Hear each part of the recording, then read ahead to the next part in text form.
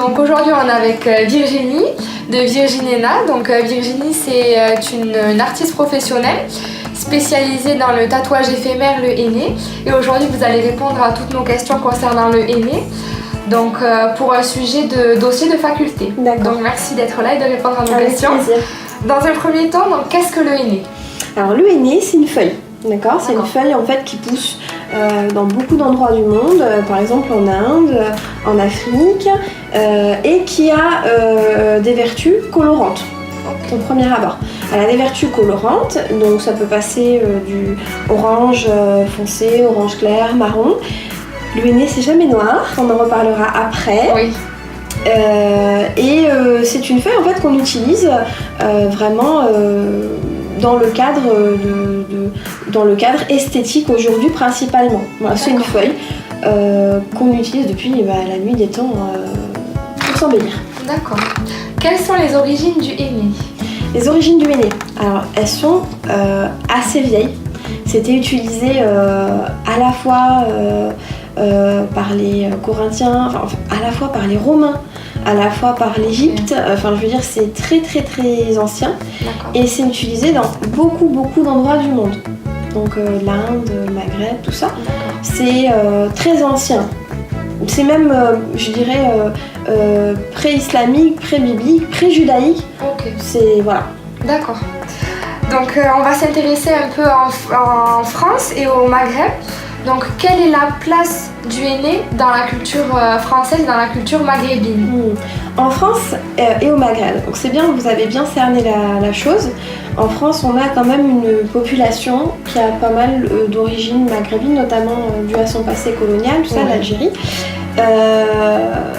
Il a une place prépondérante dans tout ce qui est événements familiaux, événements importants. Voilà, tout simplement parce qu'en fait, il a une place dans la culture en elle-même maghrébine. Si on s'intéresse au Maghreb, le henné c'est utilisé à la fois dans les mariages, mais aussi dans les baptêmes, en fait dans tous les événements importants, et c'est aussi utilisé en fait pour se soigner. Donc c'est vraiment, ça accompagne tous les beaux moments de la vie d'une jeune fille, d'une petite fille, jusqu'à son mariage, et puis elle aussi après elle va oindre les mains de ses filles, de ses enfants de henné. Donc c'est vraiment prépondérant dans la culture maghrébine. D'accord, ok.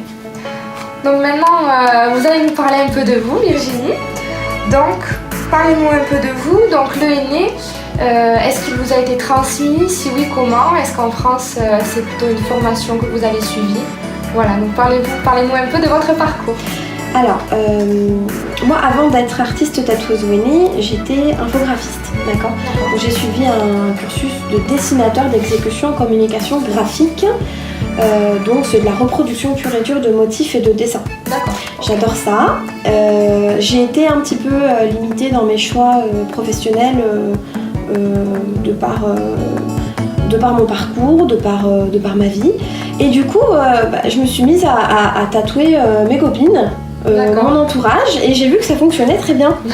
donc j'en ai fait mon métier. C'est-à-dire que j'ai d'abord été me déclarer à la chambre des métiers comme tatoueuse au henné, donc tatouage éphémère, et ensuite je me suis professionnalisée en passant un CAP histoire d'être en règle avec toutes les réglementations esthétiques. Voilà.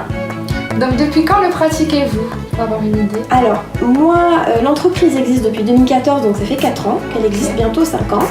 Et sinon, j'ai commencé en 2012. D'accord. Voilà.